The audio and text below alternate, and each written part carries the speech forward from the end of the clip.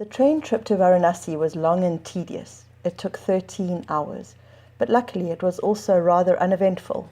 We had our own two-berth cabin, so at least there was some form of privacy. After a lovely relaxing break from the frenetic pace of Indian cities, we were once again thrust into the heaving hordes when we got off the train in Varanasi. Our introduction to Varanasi was quite amusing. As we were waiting at the station for our guest house to send someone to collect us, we watched a janitor clean the floors of the terminus with a rather filthy rag. He evicted exhausted travellers with much pomp and ceremony from the meagre resting places that they had managed to claim, a small space to rest their weary heads. You could see that this was the highlight of his day. He did his job with much glee. As India's holiest Hindu city, Varanasi has a steady influx of pilgrims on some form of spiritual journey.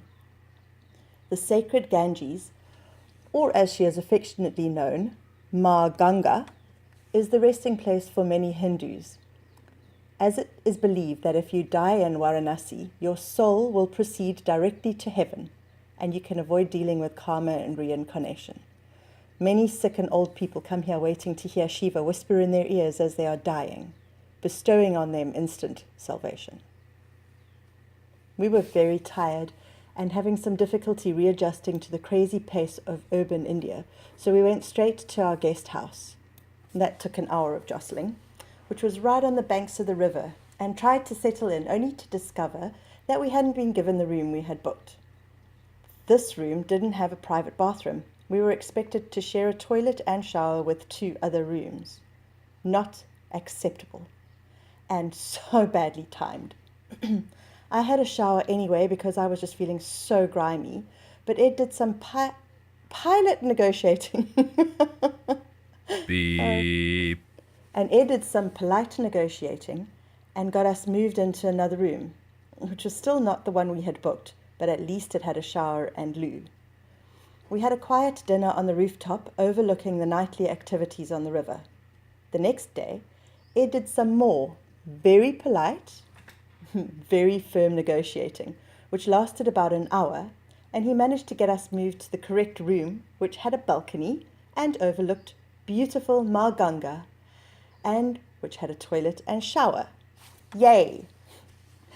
We had decided that we were not up to wandering around the streets of Varanasi. Luckily for us, as I mentioned, we were directly above the river. Turn left out of the little lobby, down a steep flight of stairs, and we were in the Munshi Ghat, and could hop onto a boat for a trip up and down the river. Varanasi is made up of more than 6 kilometers of ghats, pronounced with a soft K, on the western bank of the Ganges. The 90 or so ghats along the river definitely define Varanasi.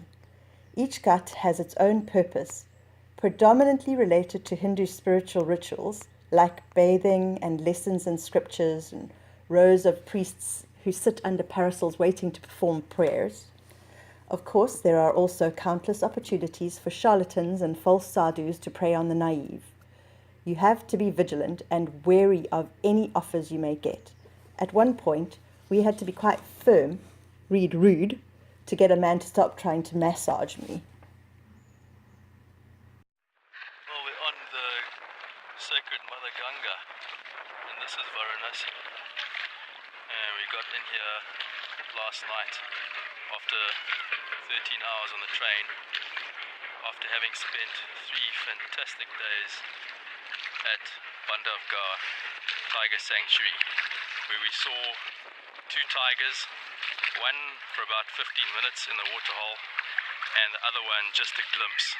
But it was fantastic. It was like seriously one of the best things we've done.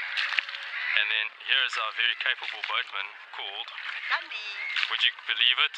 Ghandi. And Ghandi's taking us around up and down the river. The other side of the river is absolutely nothing, which is quite weird because the density of population and settlement on the other side of the river is like quite insane. We are staying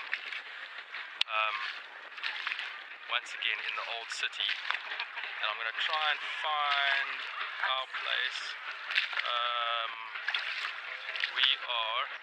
Right over there. More or less down there is where we're staying. So we literally turned out of the little lobby of the little hotel. Well, use the word hotel in the very loose sense of the word. Yeah, but anyway, and walked down onto the gut.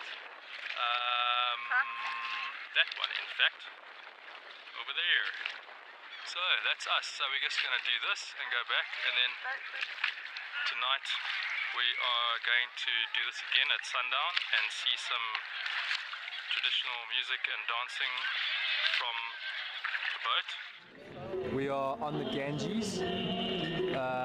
It's about 7 o'clock in the evening, and we are watching what they call the Aarti Festival, which is a nightly program of music and dancing and so on, which is on two of the ghats here in Varanasi. And like I said, we're on the water, so there are the performers there. And if I pan out, you can see that we are just one of an absolute sea of little boats out on the river here. Hello, Kim Lee. And yeah, so that's us. And there's Ghandi. Yes, the actual Ghandi. Say hello, Ghandi. Peace, brother. And yeah, so that is the evening's entertainment. Oh, the interesting thing is there are two of these things going on right next door to each other. So there's that one, and then there's that one. So as if there wasn't enough noise going on, there's stereo noise. Fantastic. Interesting. Yeah. So that's us on the Ganges watching the Aarti.